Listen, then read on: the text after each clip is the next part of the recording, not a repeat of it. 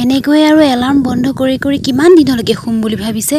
ইছৰাম, মোৰ টোপনিটো আহিছিলহে, এই এলাৰ্মটোৱে বাজি মোৰ টোপনিটো বৰবাদ কৰি দিলে। এনেকৈ আৰু কিমান দিনলৈকে এলাৰ্ম বন্ধ কৰিব বন্ধুসকল।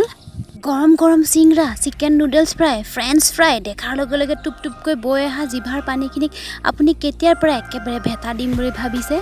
আপোনাৰ সেই ডায়েটৰ ৰুটিনখনত কেতিয়াৰ পৰা burger, chicken momo', fry momo' এইবোৰ কেতিয়াৰ পৰা আপুনি একেবাৰে নাইকিয়া কৰিব?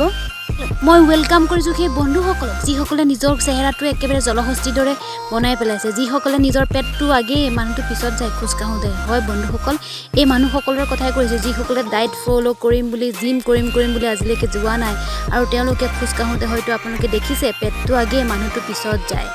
বাদ দিয়ক সেই বন্ধুসকল সেই শ্বাহৰুখ খান, ঋতিক ৰোশনৰ দৰে চেহেৰা বনাবলৈ, কিয়নো এইবিলাক সপোনতে দেখিবলৈ ভাল। দিঠকত শুই থকা শিয়ালে হাঁহ ধৰিব নোৱাৰে। উঠক বন্ধুসকল, এনেকৈ আৰু নিজৰ লগত কিমান দিন গাদ্দাৰি কৰিম বুলি ভাবিছে? নিজৰ শৰীৰটোক ভাল পাবলৈ শিকক। বহুদিনতে কিনি থোৱা সেই জিমৰ বেগটো আপুনি কান্ধৰ কাষত লৈ দুৰান্ত গতিত উৰা মাৰক, যাতে আপোনাৰ কাণে নাকে মুখে জুই ওলায় আৰু সেই জুইত যাতে আপোনাৰ পেটৰ ভিতৰত সোমাই থকা গৰম গৰম চামোচা, চিকেন নুডলছ ফ্ৰাই ছিক্স পেকলৈ হৈ যায়। মনৰ মাজত সোমাই থকা আপোনাৰ সেই নিগেটিভ চৈতানটোক তেহেজ নেহেজ কৰি পেলাওক। লোহা যেনেকৈ গৰম হোৱাৰ পিছতহে আকৃতি দিব পাৰি, ঠিক সেইদৰে নিজৰ শৰীৰটোক এনেকৈ গৰম কৰক যাতে আপুনি যিকোনো আকৃতি দিব পাৰে। মাইণ্ডছেট কৰক আজি যিমান কৰিলে কালিলৈ আৰু দুগুণে বেছি কৰিম বুলি।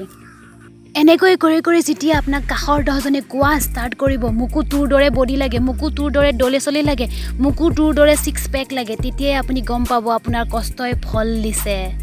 এটা অপ্ৰিয় হ'লেও সত্য কথা যে আপোনাৰ বা মোৰ মৃত্যুত ঘৰৰ কোনো নাযায়, যাব মাথো এই শৰীৰটো।